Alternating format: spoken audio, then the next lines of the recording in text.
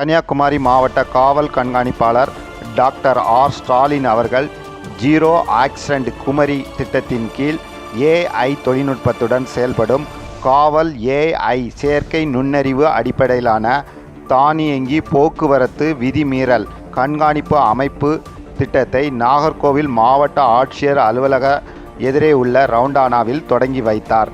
சென்னை நகரில் உள்ள ராஜலட்சுமி பொறியியல் கல்லூரி மாணவர்கள் மற்றும் கன்னியாகுமரி மாவட்ட காவல்துறை இணைந்து மேற்கொண்ட புதுமையான முயற்சியாக உருவாக்கப்பட்டுள்ள இத்திட்டத்தின் மூலம் போக்குவரத்து விதி மீறல்கள் குறைவதுடன் விபத்துகள் மற்றும் உயிரிழப்புகளையும் தடுக்க முடியும் என்றும் பொதுமக்களிடையே சாலை பாதுகாப்பு விழிப்புணர்வு மேலும் அதிகரிக்கும் என்றும் எதிர்பார்க்கப்படுகிறது.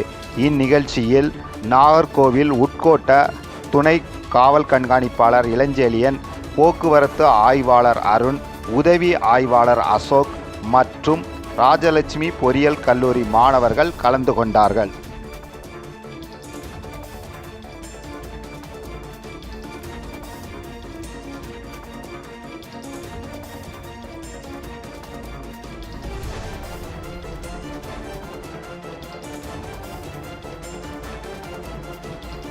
காலை வணக்கம்.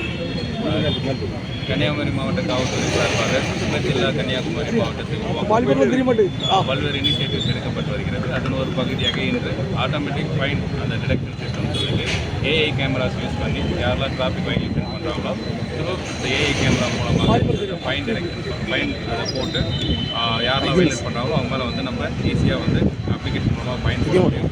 இதன் மூலமாக கடந்த வருடம் பார்த்திங்கன்னா நம்ம மாவட்டத்தில் ஹெல்மெட் போடாமல் உயிரிழந்தவர்களின் சதவீதம் வந்து 65% வந்து ஹெல்மெட் போடாமல் தான் உயிரிழந்திருக்காங்க. ஸோ இது போல் நம்ம ஆட்டோமேட்டிக்காக நம்ம பண்ணும்போது 24/7 யாரெல்லாம் வைலேட் பண்ணுறாங்களோ அவங்கள மானிட்டர் பண்ண முடியும். இதன் மூலமாக நம்ம கன்னியாகுமரி மாவட்டத்தில் எல்லாரும் இந்த டிராஃபிக் வைலேஷன் வந்து ப்ராப்பராக வந்து மீறாமல் எல்லா ரூல்ஸ் அண்ட் ரெகுலேஷன் ஃபாலோ பண்ணுறது வந்து உறுதிப்படுத்த முடியும். முதற்கட்டமாக நாகர்கோவில் சப்டிஷனில் பைலட் பேசிஸில் இந்த திட்டத்தை வந்து ராஜலட்சுமி காலேஜ் ஸ்டூடெண்ட்ஸோடு இணைந்து பண்ணியிருக்கோம்.